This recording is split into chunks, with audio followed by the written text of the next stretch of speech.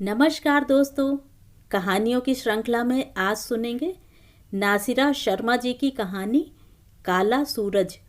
लेकिन उससे पहले मेरा आपसे विनम्र अनुरोध है कि अगर मेरे द्वारा सुनाई हुई कहानियाँ आपको अच्छी लगती हैं तो मेरे चैनल को सब्सक्राइब ज़रूर करें, लाइक करें और अपने दोस्तों और परिचितों में शेयर भी करें।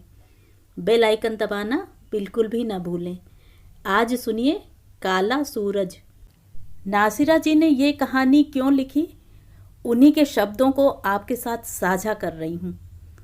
ये कहानी करोड़ों की पीड़ा और भूख से जुड़ी है, और भूख एक सच है, क्योंकि उसी भूख को शांत करने के लिए असमानता का साम्राज्य विश्व स्तर पर फैला नजर आता है। विश्व में फैले ये नासूर मेरे सरोकार हैं, जो मुझे सिर्फ बेचैन ही नहीं करते हैं बल्कि अपनी जिम्मेदारी का एहसास दिलाते हैं और मुझे लिखने की प्रेरणा देते हैं। ये थे नासिरा जी के कुछ शब्द। काला सूरज कहानी वाकई बहुत मार्मिक है, तो आइए सुनते हैं कहानी काला सूरज।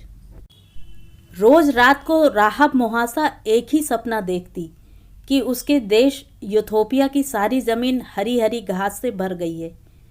खेत खलियान अनाज से और घने सायेदार दरख्त फलों से लद गए हैं। रिमझिम बारिश हो रही है। बच्चे पानी से भरे गड्ढों में खेल रहे हैं और वह गोद में गदबदा सा बच्चा लिए उसे दूध पिला रही है। चूल्हे पर उबलती हांडी भाप उड़ाती खदबद खदबद पक रही है। उसका लंबा चौड़ा शौहर कसरती बदन के साथ घर में दाखिल होता है और वह उठकर उसके आगे खाने की रकाबी रख उसमें गर्म गर्म खाना परोसती है। तभी बड़े बेटे ने छोटे की पिटाई कर दी और वह उन्हें धमकाने उठती है और चौखट से टकराकर फर्श पर माथे के बल गिर पड़ती है। उसके मुंह से चीख बुलंद होती है और फटाक से आंखें खुल जाती हैं। राहब रो नहीं पाती है, क्योंकि उसके बदन में पानी बचा ही नहीं है, तो आंसू निकले कहाँ से। वह फटी जमीन की तरह सूखी सिसकियां टुकड़ों में भरती है, फिर अपने सूखे लटके सीने को, जो उसके बच्चे के लिए सिर्फ एक भावनात्मक छलावा है, देखती हुई बेटे के मुंह से मक्खी हटाती हुई सोचती है कि 4 बच्चे मर गए, कल यह भी मर जाएगा। इसे मैं बचा नहीं सकती हूँ। मेरे पास सिर्फ सपने का सुख बचा है, जो मैं इसको सुना सकती हूँ। मगर 6 मास का बच्चा क्या सपना सुनकर हंसेगा? उसको क्या पता दूध, पानी, अनाज, बारिश, हंसी और खाना धीमी आंच पर पकना किसे कहते हैं। उसे तो भूख का अनुभव है, अकाल की प्यास का तजुर्बा है, जिसको वह बयान नहीं कर सकता। मगर उसकी यह आंखें क्या पूछती हैं। रसद की गाड़ी पहुंच गई। गिरते पड़ते बच्चे, औरतें, बूढ़े, जवान अपनी रकाबियां लेकर दौड़ रहे हैं, और राहब मुहासा को लगता है कि यह भीख हम सबको क्यों खानी पड़ती है। क्या कभी हमारा समय नहीं बदलेगा? ये कौन लोग हैं? ये कहाँ से लाते हैं हमारे लिए यह सब? क्या यह इस जमीन को पानी से भिगो नहीं सकते हैं? इस पर फल फूल अनाज नहीं उगा सकते हैं? ये क्यों हमें सिर्फ खाना देते हैं? क्या हमें वह हमारा प्यारा सपना नहीं दे सकते हैं? राहब मुहासा अपनी भरी रकाबी लेकर लौटती है। माँ अपने साथ बेटे के पेट की आग बुझाती है। बस्ती में थोड़ी देर के लिए सन्नाटा सा छा जाता है। भूखे पेट में अनाज ने जाकर सबके बदन में जैसे सुस्ती ला दी और उनकी आंखों में नींद का खुमार छा गया। चटकीली धूप छितर गई और तपिश बढ़ गई। राहब ने सोते बच्चे को जमीन पर लिटाया और बाहर निकली। रसद गाड़ियां धूल उड़ाती जा रही थीं। वह लौट आई और सोचने लगी कि ये खाना बांटने वाले सदा सफ़ेद क्यों होते हैं। यह सूरज भी सफ़ेद चमकीला है।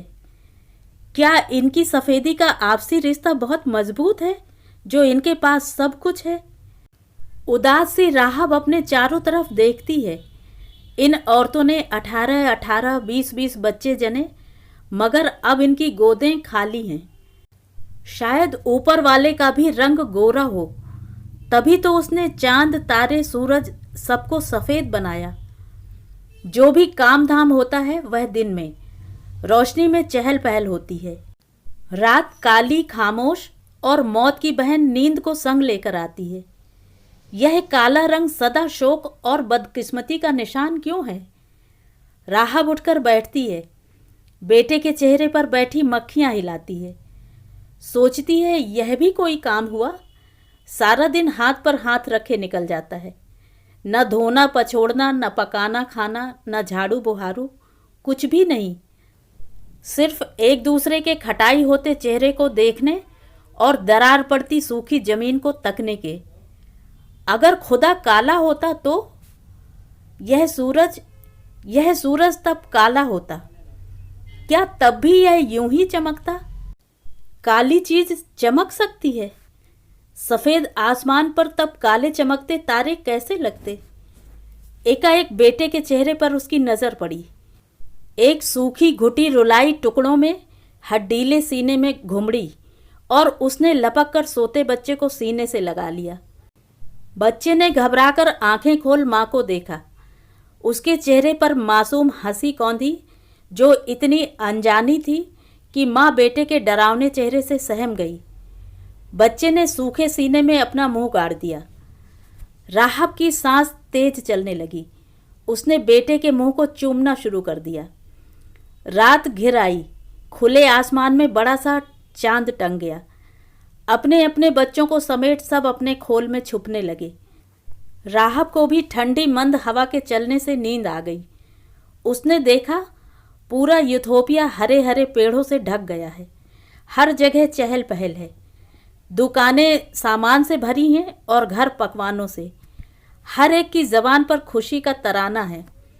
उसके सामने एक ऊंचे कद का जवान खड़ा हाथ हिला हिलाकर कुछ कह रहा है। उसको घेरे भीड़ उसकी बातों पर ताली बजा रही है।